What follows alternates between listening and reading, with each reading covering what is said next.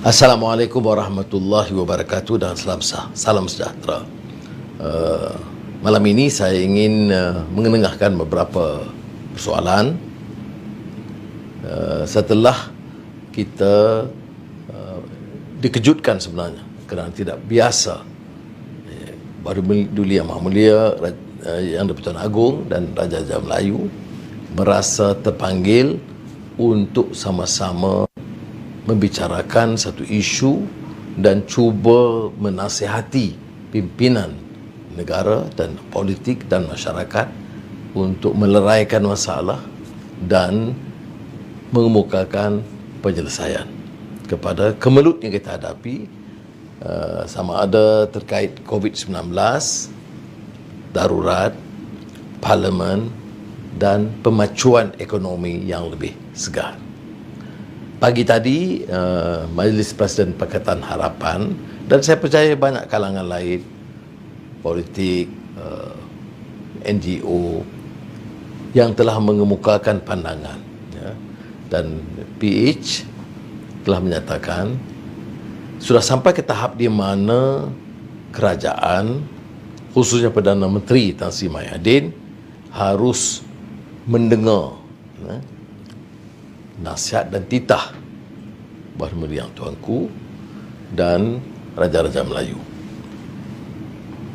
Dalam kaitan dengan Parlimen, Menteri, Jabatan Perdana Menteri masih nak bersilat dan bertikam lidah, cara yang paling lemah dan hambar, iaitu Tuanku tidak menetapkan tarikh. Orang boleh berfikir waras tahu bahawa Istana Negara terpaksa menyuarakan kerana ini keluhan masyarakat, dan setelah mendengar majoriti parti-parti politik, pimpinan parti politik yang mewakili majoriti pimpinan dan ahli parlimen negara kita yang menuntut supaya darurat dihentikan dan parlimen diadakan sidang dalam kadar dan secepat mungkin.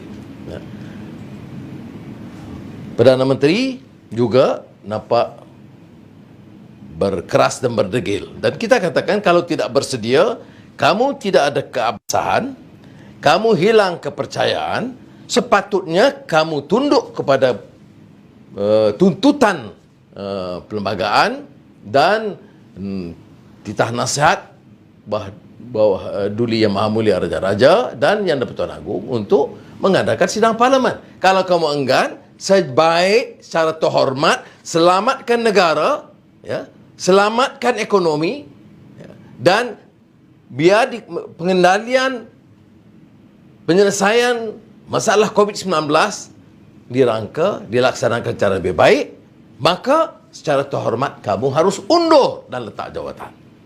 Itu pendirian Pakatan Harapan yang saya percaya didukung oleh majoriti ahli parlimen dan rakyat di negara kita.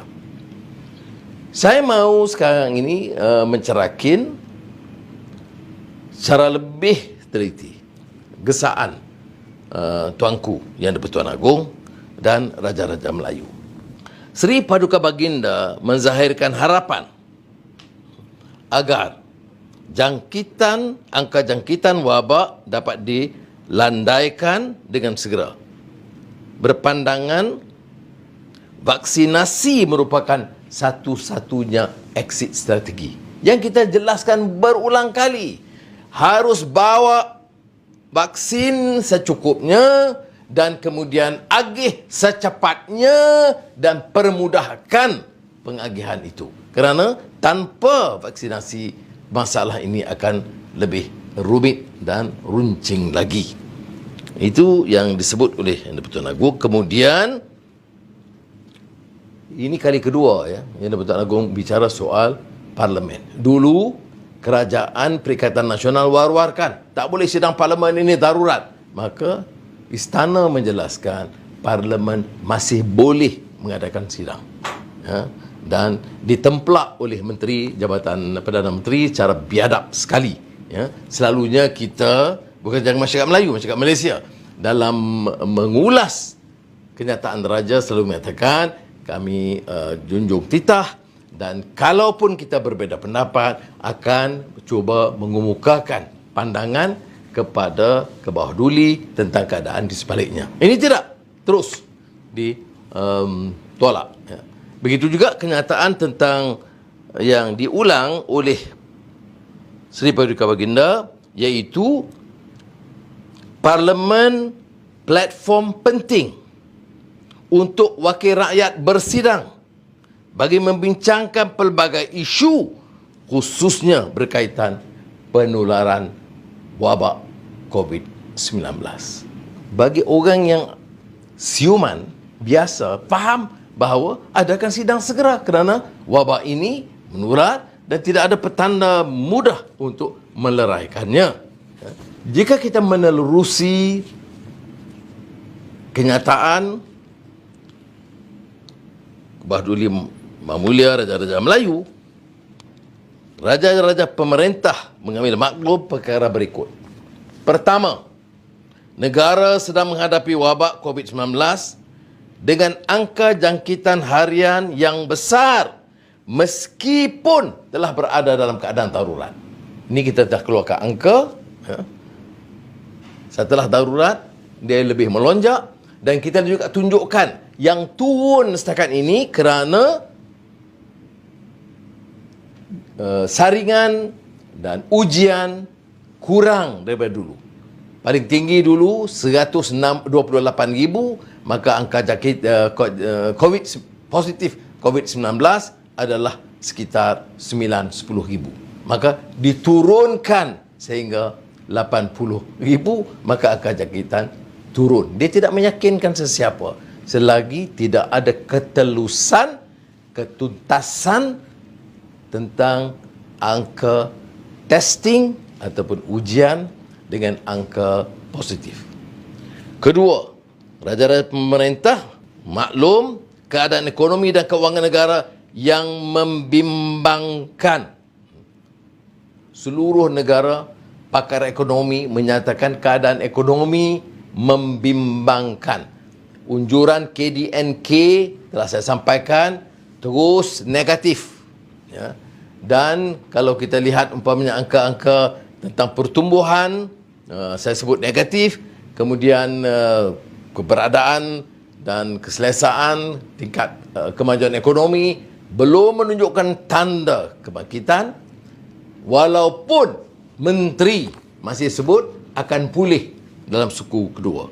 Bertentangan dengan semua pandangan pakar ekonomi dan fakta yang dipaparkan. Suasana politik negara tidak stabil. Perpaduan rakyat semakin retak. Kesusahan yang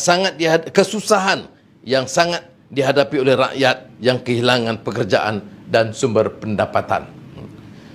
Dan kalau kita lihat cara kumulatif, termasuk yang disebut pekerjaan yang bukan sepenuh masa, yang disebut underemployment, dan juga tarifan bekerja mengikut Jabatan Statistik. Kalau seorang itu bekerja 1 jam dalam tempoh 1 minggu, dia anggap bekerja. Walaupun kita tahu tak akan cukup hidup untuk kehidupan yang selesa. Ini dianggarkan setakat ini 20% dalam rajah yang dibentangkan. Suasana pekerjaan, suasana hidup dan suasana pembelajaran di sekolah dan pusat-pusat pengajian yang terjejas dan menimbulkan pelbagai kerumitan. Umat Islam tidak dapat melakukan program ibadah dan di masjid dan surau, termasuk solat Jumaat. Ini kenyataan yang ditegaskan oleh Raja-Raja Melayu dalam sidang semalam. Maka nyawa dan kehidupan rakyat wajib diutamakan mengatasi usaha lain, perkara lain. Vaksinasi ditingkatkan dan program menangani wabak hendaklah difahami serta mendapat sokongan rakyat tanpa menimbulkan sebarang keraguan. Kaedah menangani wabak hendaklah bersifat inklusif, melibatkan pelbagai pihak berkepentingan. Ini kita sebut dulu. Mengapa tak dimanfaatkan pandangan pakar-pakar dari luar? Ya. Mengapa tidak memanfaatkan pandangan dan penyelidikan dari universiti tempatan dan lain-lain? Ini yang disebut inklusif. Ya. Jadi ada sikap angkuh, takabur, bahawa mereka punyai segala kemahiran kecekapan sehingga kan angka dan data tidak diperolehi. Ya. MySejahtera sampai sekarang tak bagi maklumat sebenarnya dan kepada awam, termasuk pada penyelidik. Kemudian angka vaksin yang sebenarnya masih kita pertikai, kosnya dan juga roll out seperti yang dijanjikan. Suhu politik yang semakin panas, pentingnya sebuah kerajaan yang stabil dan mendapat keyakinan serta mendapat sokongan majoriti rakyat. Pentingnya sebuah kerajaan yang stabil dan mendapat keyakinan serta mendapat sokongan majoriti rakyat. Ini kalau Perdana Menteri dan Menteri tak faham, saya ingat dia kena ambil ujian SPM semula. Tidak ada keperluan meletakkan negara di bawah pemerintahan darurat selepas 1 Ogos. Sebab dia bagi kenyataan jelas satu carana. Bagi saya, jawatankuasa khas darurat yang untuk menasihati agung, sepatutnya dalam sidang akan datang ini, buat keputusan terus je lah. Hentikan darurat sekarang ataupun selewat-lewatnya 1 Ogos. Jadi soal integriti, ketelusan, pertanggungjawaban, ini peringatan kepada semua, terutama kerajaan yang ada. Apa jawab Perdana Menteri? Jawab Perdana Menteri,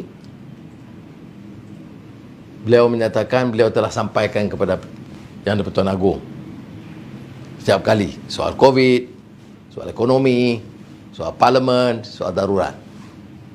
Tan Sri Muhyiddin faham. Setelah dengar ini semua, Agong berpendapat dan memberikan pandangan dan titah yang sedemikian. Maknanya tidak memuaskan. Dan untuk menetapkan di sini bahawa kerajaan sekarang ikut perlembagaan dan undang-undang, saya nak sebut di sini ya. Kalau betul ikut perlembagaan dan undang-undang, seorang Perdana Menteri yang tahu hilang majoriti harus secara terhormat mundur. Seorang Perdana Menteri mesti ada kewibawaan, berdepan dengan rakyat, berdepan dengan media, berhujah dengan semua pihak, termasuk pembangkang di parlimen. Mesti bersedia menjawab pertanyaan tentang tender, tentang kos vaksin, tentang siapa ejennya dan semua hal-hal yang sekarang ini diselindung atas nama darurat, dan itu yang bagi pada hemat saya telah memaksa ataupun mendorong Raja-Raja Melayu menyatakan sikap yang sebenarnya ulung-ulung kali berlaku dalam sejarah.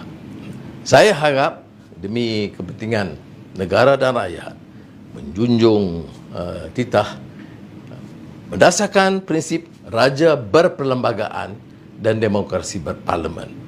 Kita harus hentikan sikap angkuh yang berlaku sekarang, sehingga kalau kita biarkan keadaan begini, pimpinan Perikatan Nasional cuba membawa suatu suhu, bukan saja suhu politik yang menghangat, tapi cara mereka menjawab. Menteri di Jabatan Perdana Menteri dan Perdana Menteri telah membawa suhu kehangatan, ketegangan itu yang tempiasnya sampai kepada Raja-Raja Melayu.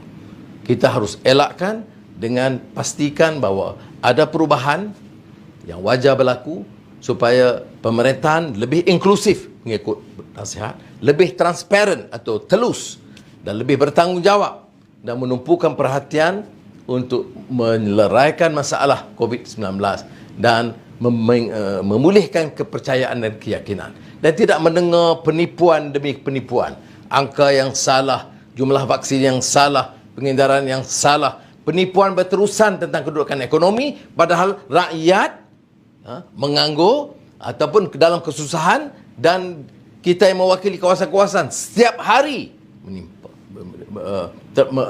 mendapat tuntutan, mendengar keluhan tentang orang yang kurang upaya, kurang makanan, kurang keselesaan dalam hidup, dan menteri-menteri jawab ekonomi sekarang dapat dipacu secara yang meyakinkan. Semoga Allah SWT memberikan perlindungan. Wabillahi taufiq wal hidayah. Wassalamualaikum warahmatullahi wabarakatuh.